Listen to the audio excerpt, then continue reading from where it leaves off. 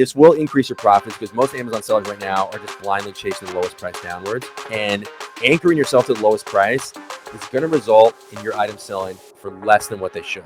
Double your sales, increase your profit by copying this exact repricing template. Peter Valley, the founder of Neuroprice, he actually created this software to help Amazon sellers make a lot more money on their books by pricing them more intelligently against what we call the FBA blind spot, being able to price faster moving books at higher prices, which actually no other software is able to accomplish this. So we're going to give you guys an exact strategy for how to do this. So welcome to the channel, Peter. Hey, thanks, man. 100%. Cool. So here's what I call it. Let's just start by kind of giving the premise here of like, what are you trying to accomplish when you're repricing? And for me, I think a lot of sellers get this wrong where they think it's either, well, repricing is like to get the most amount of sales, like the highest like sales volume. And then other people are like, well, it's to get the most amount of money for your inventory.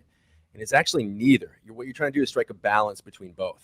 Like if you wanted the highest number of like quote sales, you could just price everything in a penny, right? It would all sell immediately, but you make no money. Or if you wanted the highest margins, you could price everything at $1,000. And there might be some drunk person that comes along before the end of time that buys everything in your inventory for $1,000, but it would take forever, right? So you're trying to strike that balance. So that's kind of the premise of this template I'm going to give you.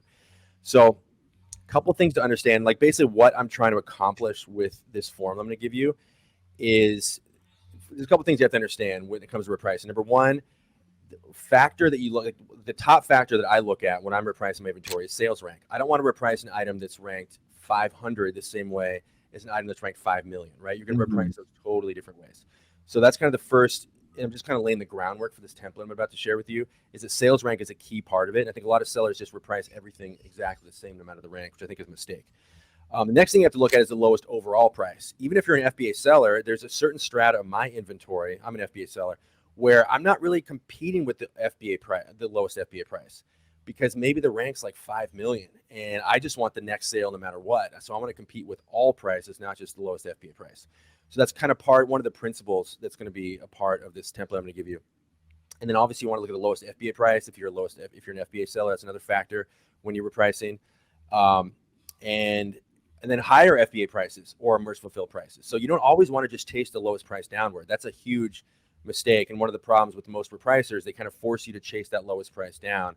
And maybe it's smart with a lot of your inventory to actually like match the second lowest or the third lowest or price 5 cents lower than the third or whatever the case may be, right? But like raising prices should be a big part of repricing. It's not just about lowering prices. So that's kind of what this template is going to do for you. So, and then lastly, of course, you have to also consider Amazon's price. You don't ever want to price higher than Amazon, right? You just won't get a sale. It's impossible, almost impossible. So with that understanding, let's dive into the template. So I'm going to share my screen here. Okay, so what you're looking at here is the Neuroprice interface. So we're going to break this down to two parts: the global settings that apply to everything, no matter what, and then we're going to get into the actual individual pricing rules. So I'm just going to kind of blaze through. And by the way, I've refined this over quite a lot of years. And the one thing I'll mention before I dive in is that it is important. Just keep in mind that like pricing is subjective. So there's a lot of things here where I'm going to say, hey, I don't have a strong opinion about this, and you should just go ahead and make a decision on your own.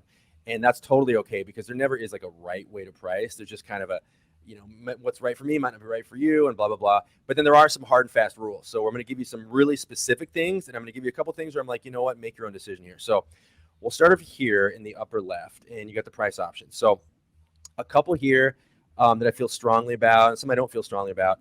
So you've got an option here. So first of all, there's a cap on how much you raise your prices. I don't ever want to put a cap on how much I raise my prices.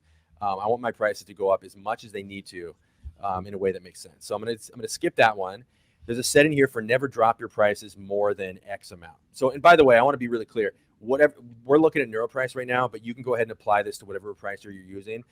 Your repricer may not give you some of these options, and that's okay. You can kind of just tweak it to fit what your repricer will allow. So just with that disclaimer. Never drop prices more than a certain amount. I don't feel strongly about this one. Some people would say, I don't ever want to drop my prices more than 30%. Some would say 90%. I do 50%. I think if it's more than 50%, I get a little bit, like I want to kind of manually review it. So I set mine at 50%. So my repricer will never drop my price below that amount. There's a setting here for never, if there's no FBA offers and you've got an FBA pricing rule, then what should it do, right? Like how is it going to reprice?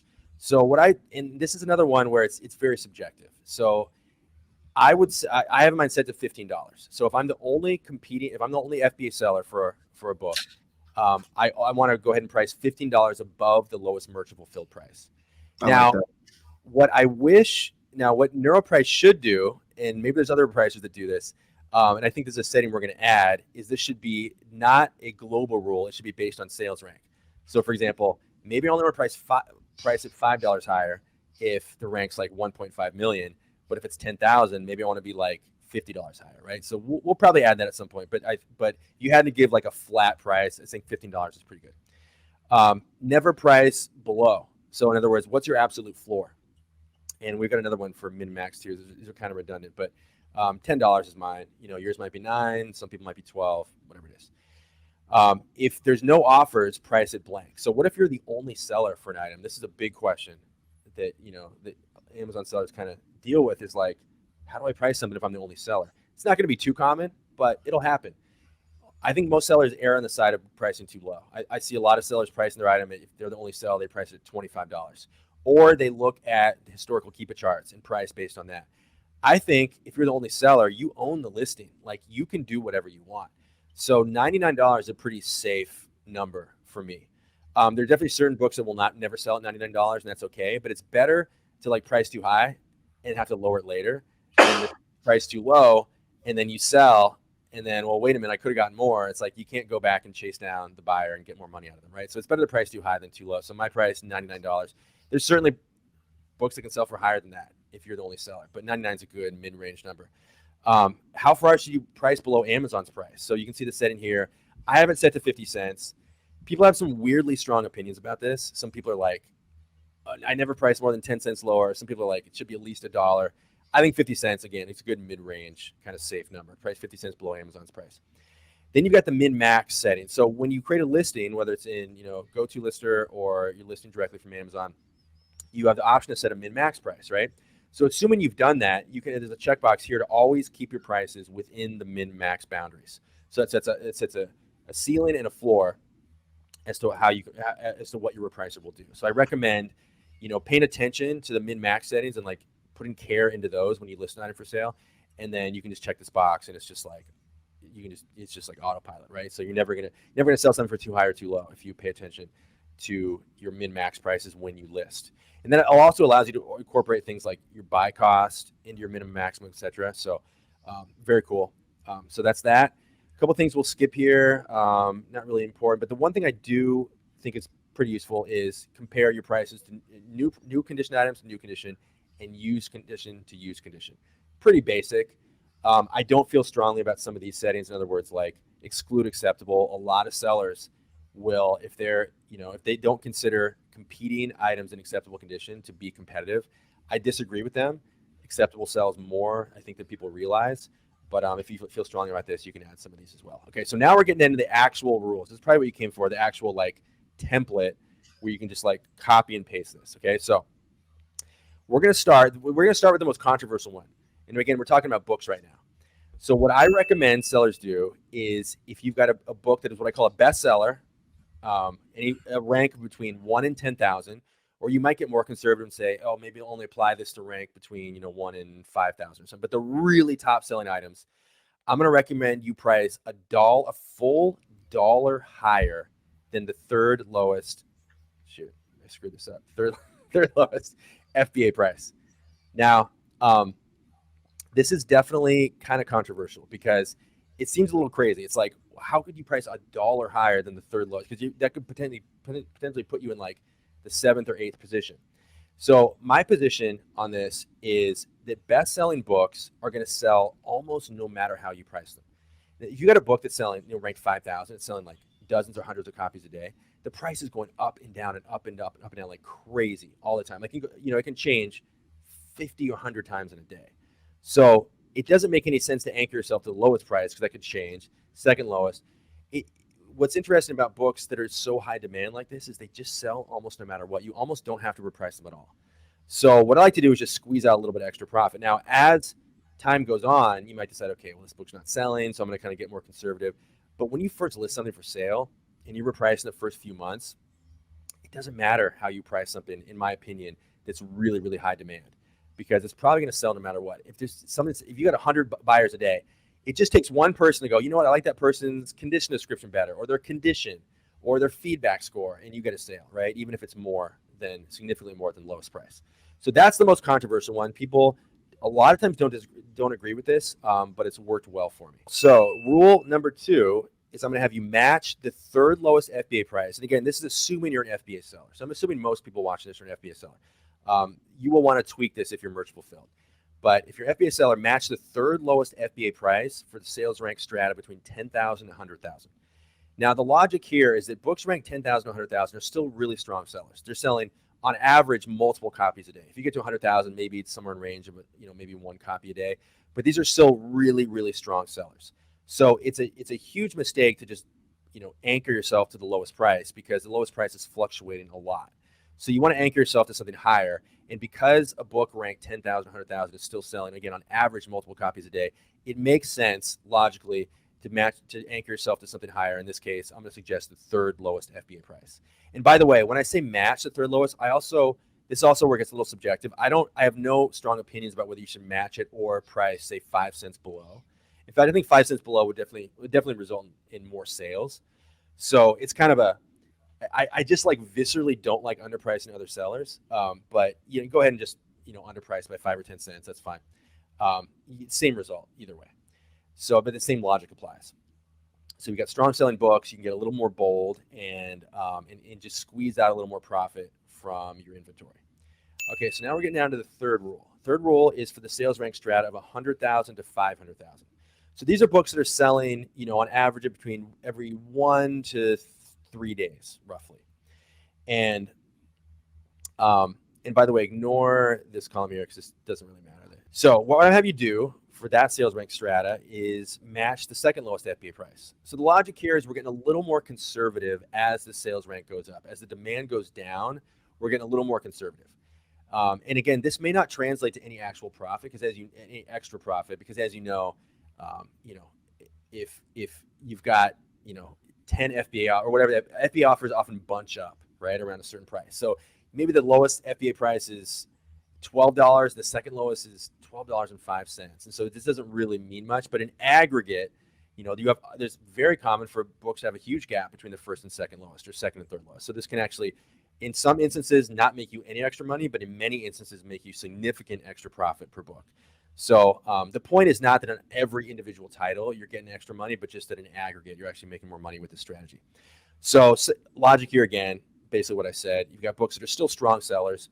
We're going to get a little more conservative and match, or again, price just under the second lowest FBA. Now from here, the disclaimer I want to give is that I do not recommend ever underpricing the lowest price. Now this is another one. Maybe Romer, you and I can do a debate on this, but I don't know how you feel about this. We never talked about it, but I strongly recommend against underpricing other sellers when it comes to the lowest price, because then you just create this race to the bottom, and I don't think it's a race that anyone ever actually wins. So what I'm going to recommend here is not that with rule number 4, for the strata of 500,000 to 1.5 million, I'm just going to have you match the lowest FBA price. Now I'm not going to recommend here that you underprice by 5 cents or 10 cents for the reasons I just mentioned. I think again it creates a race to the bottom. I don't think anyone wins. It doesn't help you with the buy box. It just doesn't really help you at all. And everyone suffers and nobody actually wins. So when I say match the lowest FBA, I mean actually match the lowest FBA price. And so what we have here is this sales rank strata is books that are selling between every few days to maybe every 10 days. So we'll say between 3 and 10 days. So it's a pretty big range, but you could safely match the lowest FBA price and still expect to get a sale eventually in this range. These books are not bad selling books. So again, we don't need to be so conservative that we're going to match the lowest overall price, but matching the lowest FBA is a good middle ground, and it's pretty safe.